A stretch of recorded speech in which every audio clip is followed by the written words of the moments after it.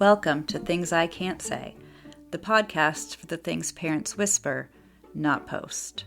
I'm Annie, a parent who's walked through the quiet, lonely hallways of raising a child with traits that don't fit neatly into any of the parenting books, or on anyone's social media feed either. Each week we'll open the door to stories that rarely get told out loud. I'll start with mine, and then you'll hear from other parents, mental health professionals, and people who know what it means to live in the gray instead of the black and white. This is a place where shame loses its power, where complexity isn't feared but explored, and where love doesn't have to be easy in order to be real. If you've ever felt like no one else could possibly understand, you're not alone here. This is Things I Can't Say, and I am so glad you're here. Welcome back. Can we chat about the toll that raising a high needs child takes on a marriage? And if you know me personally, this might not be the best episode for you unless you want to know me extra well, because I don't think I'm going to filter a whole lot in this. I think it's a conversation that is not had enough, and we need to talk about it. Personally, for me, I met my husband when I was in middle school at church. I've known him a very, very long time.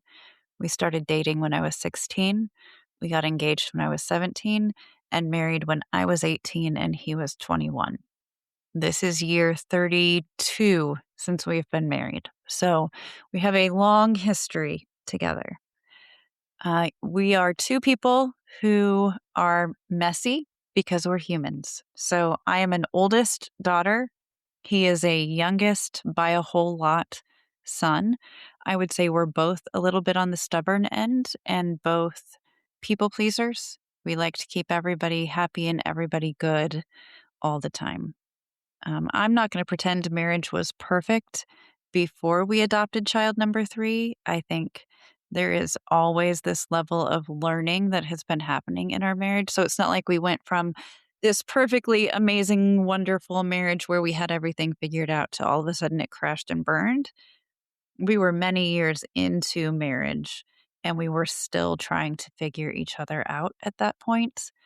But the increased need of child number 3 in our home very much impacted our marriage.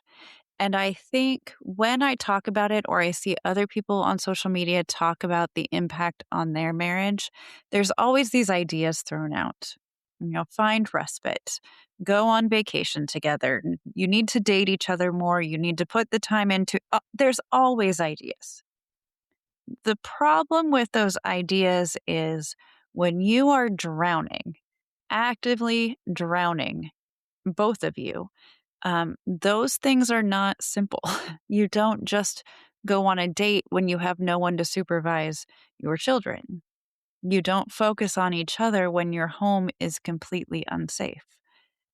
The ideas that come with protecting your marriage and focusing on each other and all of those things sound good until you are in the middle of the ocean and everyone else is on shore watching you drown, and you're trying to figure out how to save your marriage while you are sinking under the water. For the two of us, it became incredibly difficult. And that, I want to be very clear, was no one's fault. I don't blame our son. I don't blame my husband. There is not blame anywhere in that. It is the situation we were living through that was impossible for us. What I found, just speaking from my own experience, I reached a point where I was resentful of my husband. I very much disliked that he got to leave for work every day, that he got to pack his lunch and get his stuff together, take a shower, get dressed, do all the things, get in the silent car without anyone else, and go to work for the day. Like in my mind, that was a break. He got a vacation every single day while I stayed home and dealt with the crisis at home. I dealt with every appointment, every phone call, every need at school, everything at home fell on me. And I was I owned my own business. I was trying to work in the midst of it, but there was no way that I could focus on a job and contribute anything to our home when I was doing what I was doing all day, every day. So I resented him for being able to go to work. I was upset by the amount that fell on my plate, even though he needed to work. I mean, I can clearly see that. I'm not delusional most of the time. He needed to work. We needed his income. He was doing all of the right things. He was stuck in the same position I was in which he couldn't do anything different to help me at home because he was working 60 hours a week to provide for us while I was doing the rest. It didn't change the resentment. That added this wedge between us that wasn't fair anywhere. I found myself trying to find ways to escape any way that I could. And one of those ways was to get a hotel room by myself and just leave for the weekend, which people might assume counts as a break, right? Like here I am saying I'm resentful of my husband that he gets to leave. So I leave him alone with the kids and I leave for the weekend. Um, Except that break was me thinking about coming back home. I was stressed about what it would be like to come back home all the time, which is probably how he felt at work. We're probably both experiencing the exact same thing, but we're doing it separately. We are not doing it together. We had taken this marriage that we had where we had a lot of fun together and joked a lot, and it became managing crisis. And that was all of our conversation. Every part of our marriage became how do we survive this crisis that we're in? And we're not doing it as a team because we're having two different experiences in the same crisis. Like we're seeing the same thing, we're participating in the same thing, but we're experiencing it very, very differently. We're at two different places all the time. It didn't feel good. There was a point, I want to say it was about 3 or 4 years ago now, that I took myself to Disneyland. That was the first time that I love Disneyland, but it was the first time I had gone by myself. And one of my goals in going was to figure out what even mattered to me anymore because I didn't know. The recognition that I had that I no longer knew what mattered to me. I didn't know how to make a decision for myself. I didn't know.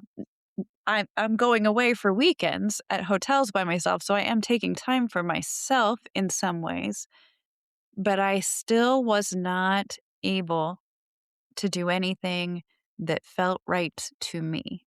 My sole focus was what was best for our family. I think my husband's sole focus was what was best for our family, and we're doing it in two separate directions at the same time. I went on that trip to Disneyland and it changed how I saw a lot of things. And that's not only because I love Disneyland and I really enjoyed being there, but I recognized how many decisions I make because I think that's what I'm supposed to do.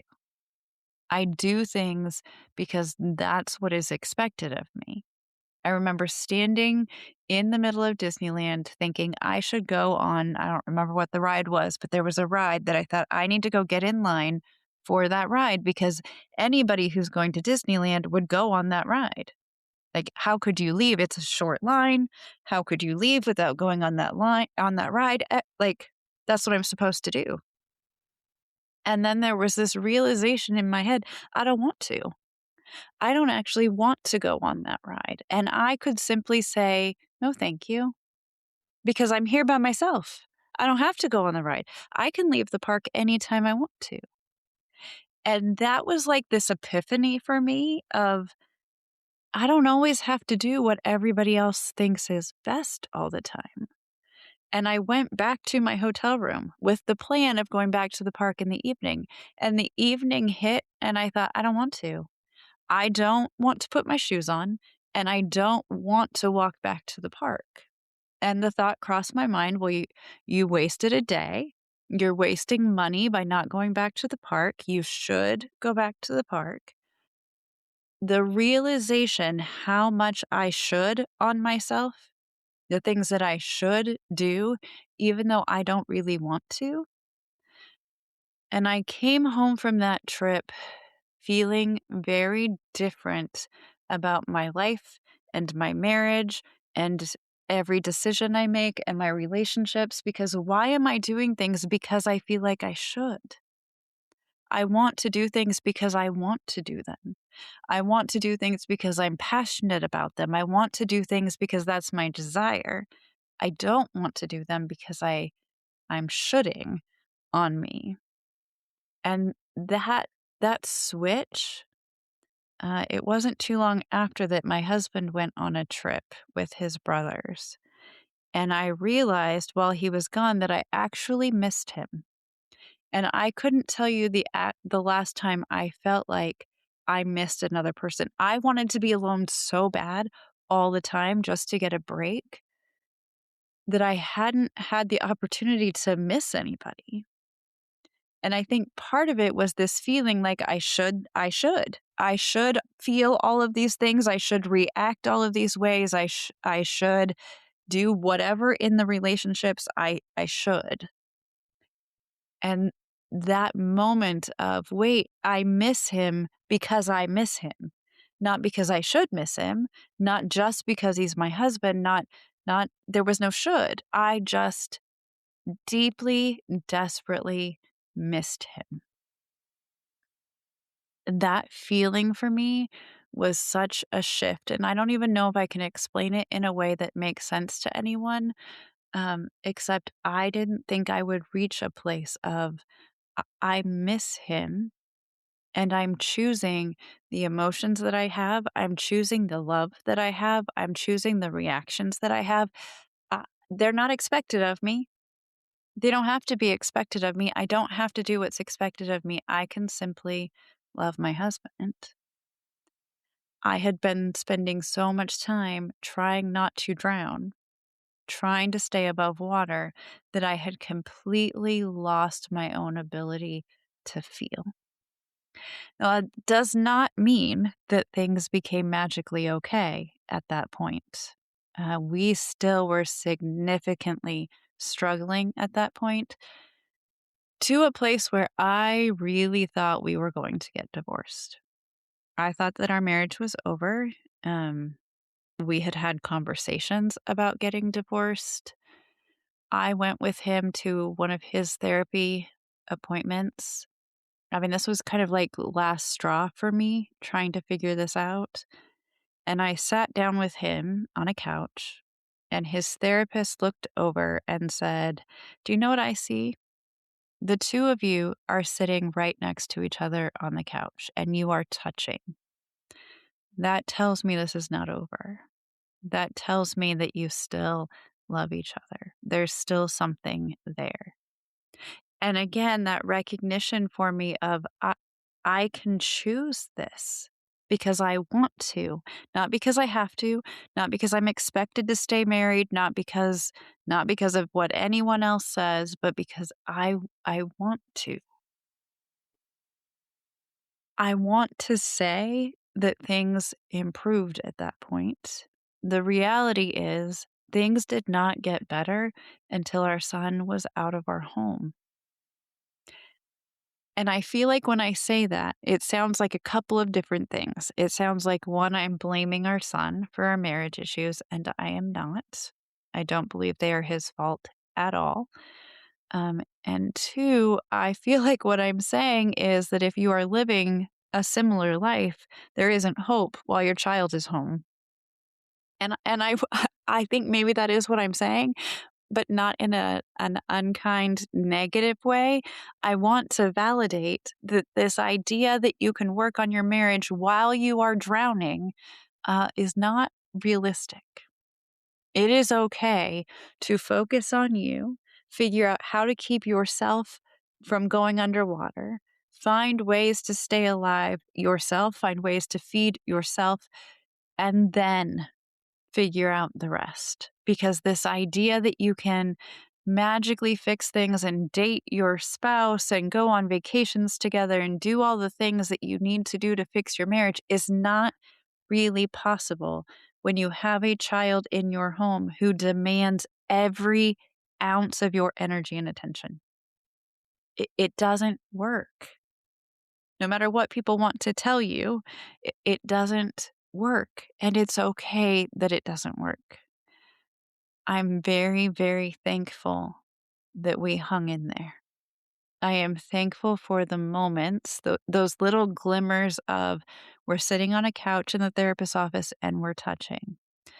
The realization that I can choose to stay married and love my husband, like those glimmers of hope.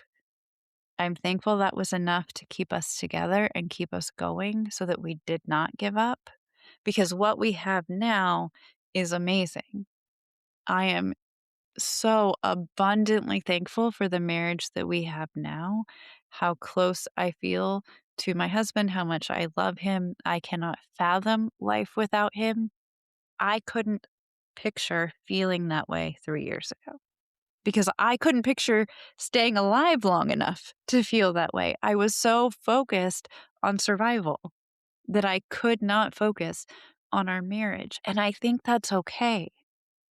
I think the idea that we have to have everything together at the same time is so unrealistic. If you're in this similar boat, what I want you to hear from me is just don't give up. Don't give up yet. I'm not telling you to stay in a relationship that is not healthy for you. If you feel like you're done, you're done. I get that. And when you are drowning due to the behaviors and actions that are out of your control of your child, it is not the time to decide to give up on your marriage. Because what can come next is amazing, but it requires surviving where you're at right now. I don't even know if what I'm saying makes complete sense other than I just feel like I have to validate this reality. The idea that you can work on your marriage while your child is in crisis every day, that's not realistic. It's not real. And when you put that pressure on yourself, that expectation from others that you will have a good marriage and you will not drown while someone is standing on your shoulders pushing you underwater, that's not possible. Sometimes you have to just pick one. And that one can be I'm not going to let myself go underwater. I'm going to do whatever it takes to not drown right now while I'm raising my child. And then when we get to the next place, then I will focus on mending and healing and building my marriage. It does not all have to happen at one time, and I don't know that it can. I don't want to say it's okay that your marriage is suffering in the middle of it, but I also want to normalize that it's okay because how else would you be doing this right now? You can't pour into everyone. It's not possible. Your marriage takes a lot of work. That's what marriage is. It is both of you committing 100%. And when you don't have 100% to commit, things are going to struggle. That doesn't mean it has to be over. That doesn't mean it's anybody's fault. It just means it's part of the process. That whole tie a knot and hang on thing, keep hanging on. There can be so much good on the other side, even if you don't feel it right now. I don't know. I don't know if anybody needed to hear that, but I needed to say it.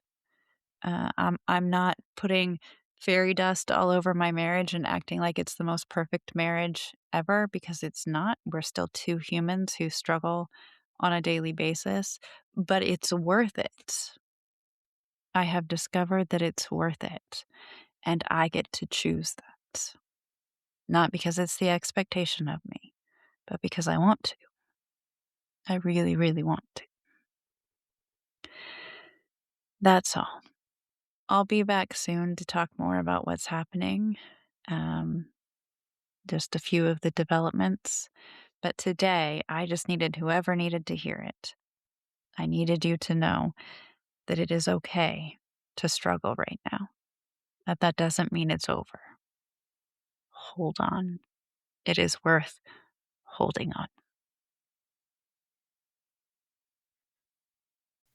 Thanks for being here, listening, feeling, and sitting with the hard stuff. If you've ever whispered a story like mine, I'd love to hear from you. You can leave me a message at mombehindthescenes.com because every story told gives someone else permission to share theirs. This is Things I Can't Say, the podcast for things you whisper, not post.